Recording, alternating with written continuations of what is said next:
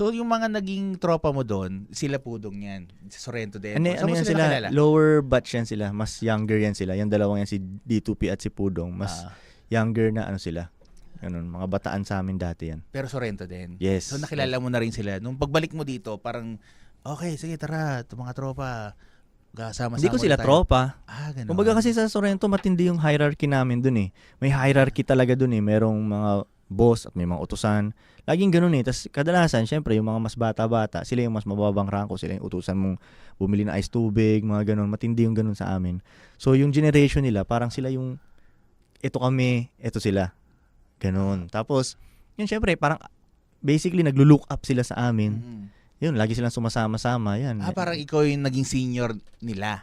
Parang ganun siguro. Oo, parang ganun. Pero paano dumating sa point na naging close na kayo? Ano eh, si Pudong yung lagi ko nauutusan eh. Siya yung laging nandyan lang eh. Okay. Lagi kong nauutusan. Kumpara sa ibang mga bata doon, si Pudong yung laging gustong nasa perimeter ko at readyng mautusan. Yun. So doon nagsimula. Hanggat sineryoso ko na yung mga shit ko, si Pudong yung parang kanang kamay ko. Since day one. Yun. Nga ba nakikita ko rin sa mga... Hindi ko nga siya gusto nung una eh. Talaga. Parang naalala ko, meron kami mag-group picture kami, sumasama si Pudong. May group picture kami sa harap ng burger machine, di ba?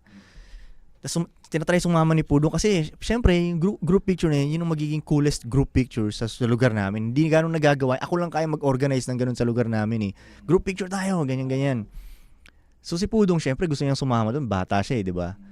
Tinatry ko pa siyang paalisin. Sino yan? Sino yung batang yan? Hindi ko makilala yan. Paalisin yan.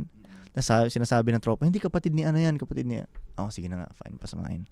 Sipin mo doon nagsimula yun, hindi ko siya gustong pasamahin sa group pictures. Ngayon, araw-araw ko siya nakakasama. Okay, parang na rin, so nasanay ka na rin. Tapos okay naman pala tong tao na to. Yeah, nauutusan pala to eh.